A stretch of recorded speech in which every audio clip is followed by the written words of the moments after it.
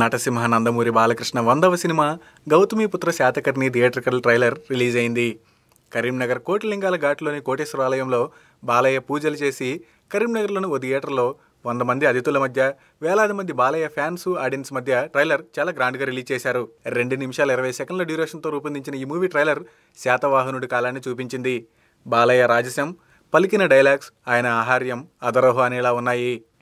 శ్రియ, హేమమాలిని, కబీర్ బేడివి ఈ మూవీలో ఎంత ఇంపార్టెంట్ క్యారెక్టర్సో ట్రైలర్ చూస్తే అర్థమవుతుంది. వైఫ్ శ్రియతో బాలయ్య చేసిన చిలిపి రొమాన్స్ బాగుంది. Mother Hemamalini importance, family sentiment కూడా ఇందులో ఉందని తెలుస్తుంది. ఎప్పటికి ఉనికి నిలుపుకున్నాం,